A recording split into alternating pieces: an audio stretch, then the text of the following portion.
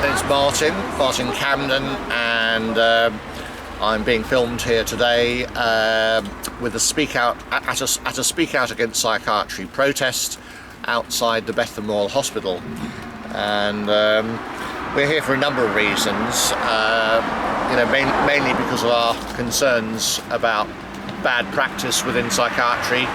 Bad practice because it doesn't really work, and sometimes worse than that, you get pretty horrible results for some people.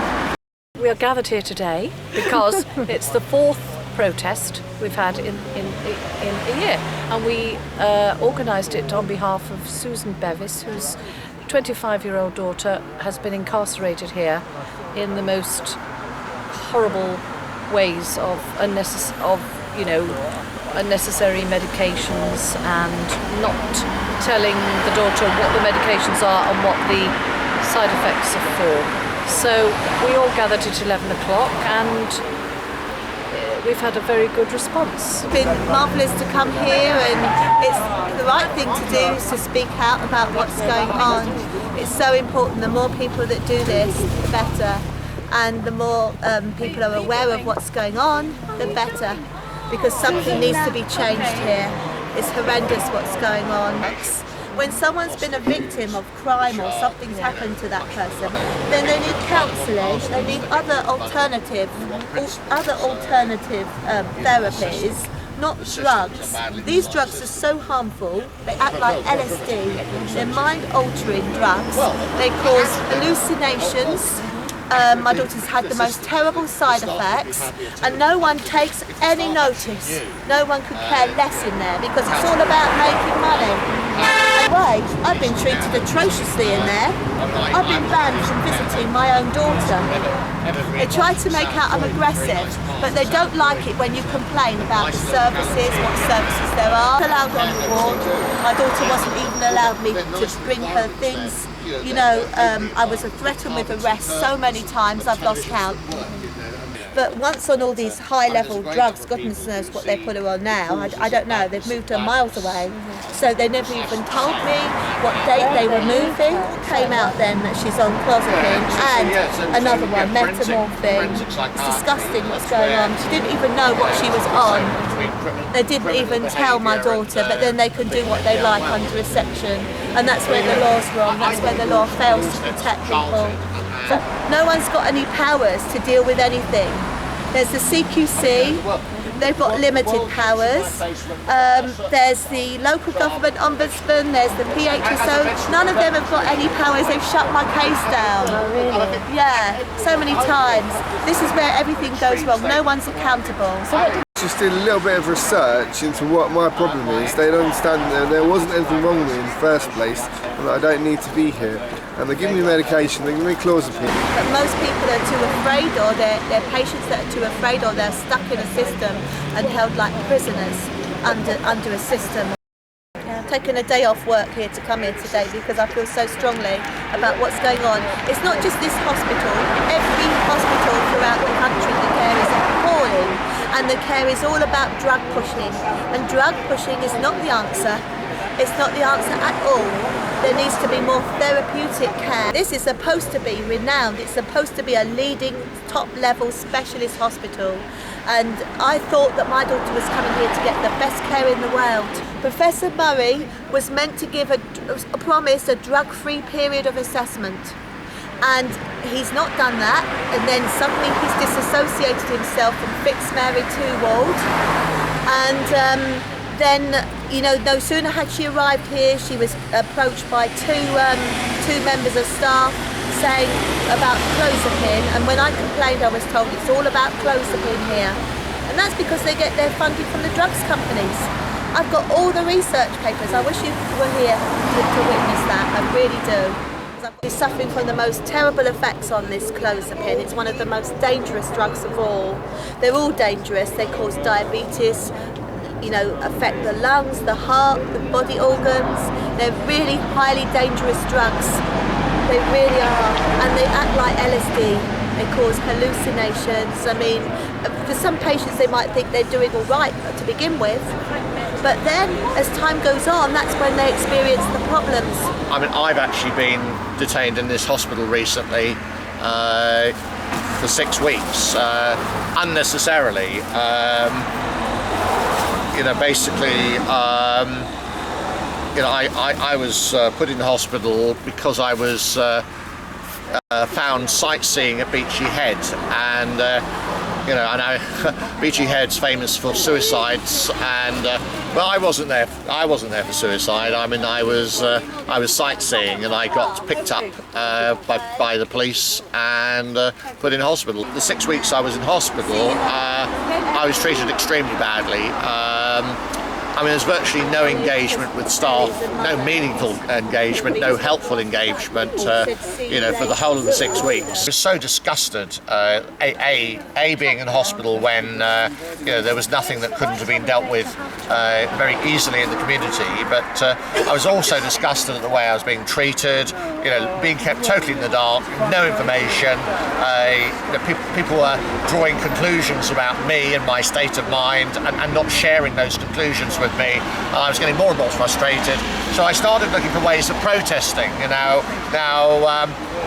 Most service users protest by kicking doors and throwing furniture around, and I didn't want to go down that path, so I thought, how can I protest more effectively? And on 3 occasions I actually decided to protest about various things by stripping off naked and walking around the ward naked, obviously they didn't like that, and the first time I did it they immediately restrained me and took me to my bedroom. But I didn't fight back or anything. I mean, I let them restrain me, I let them inject me.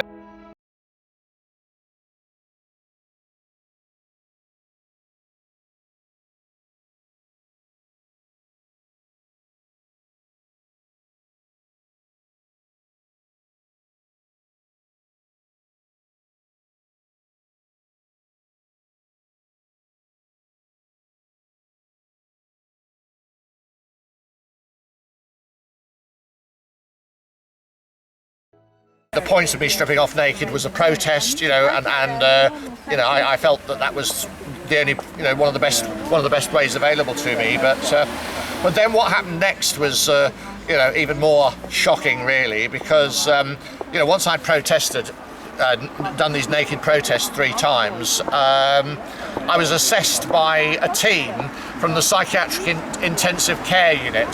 They have this psychiatric intensive care unit where they really, they send people there who are very difficult to cope with. That they have serious behavioural problems, and they can get violent. Because of their mental.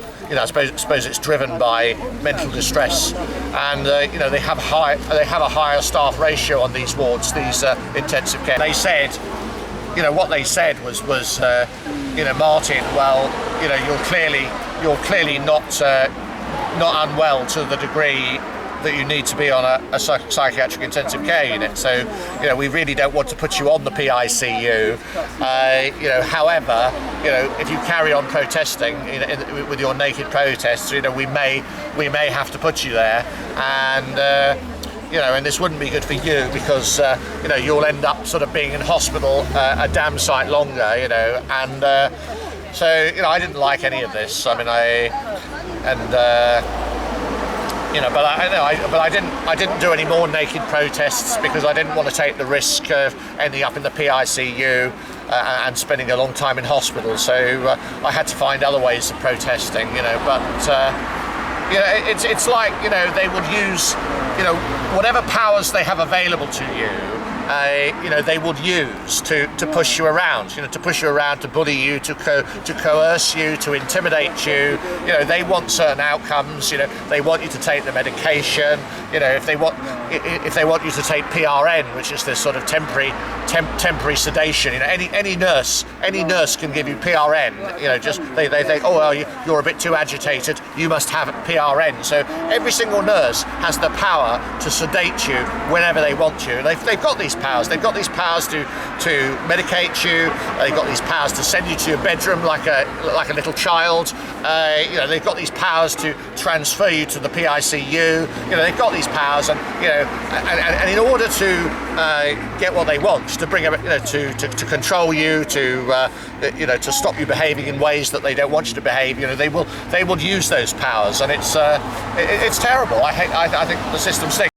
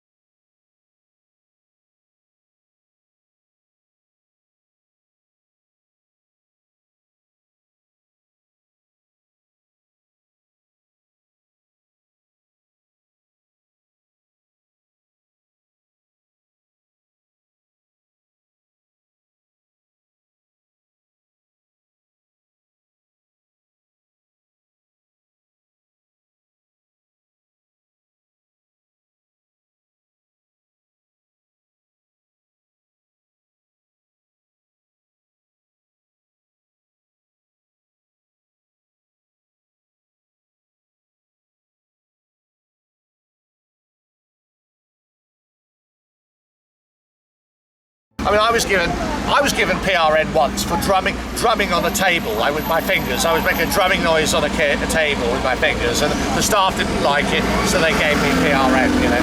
And when I was in the hospital recently, another patient was sort of getting a bit too animated and talking a bit too loudly, and he was given PRN. And they, it's bad enough. It's bad enough psychiatrists being able to dish out, these powerful medications and sedating people just because they don't like their behaviour. But when nurses can do this as well, I think it's ridiculous. You may be well on the way to building a really good life for yourself, and a long spell in hospital, totally unnecessarily so, could actually destroy all of that, and you could lose your flat, you could lose your possessions. I mean, there are so many dire consequences associated with modern day psychiatry, and the dire consequences are not talked about. The professionals, it's almost like to the professionals, the dire consequences don't exist. The side effects of medication, it's like they don't exist. They don't care about them.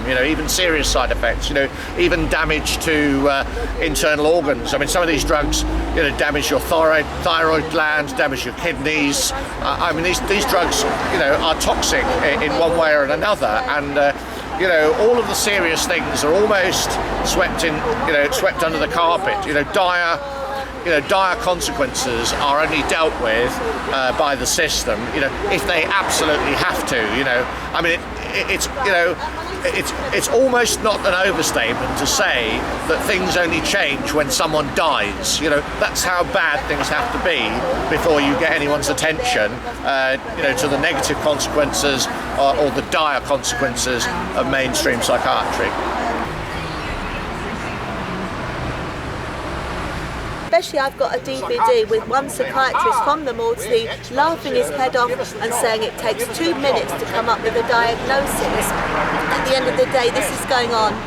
This is what's going on. It's been a very good day. We've had lots of support from the motorists going by, beeping their horns for us, and lots of patients have come out and spoken to us and taken leaflets into the hospital. Spoken to quite a few people.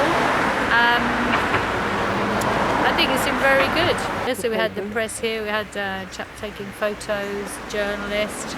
She's visiting the ward at the moment. Today's been a great success. It shows really, what a small number of people can do. I think we've shown a presence. I think the SLAM management team are going to know we've been here, and we've handed out leaflets explaining our concerns, and I think I'm looking forward to our next protest where we can build on this and be even more successful. Free! I'm free! You can't get me!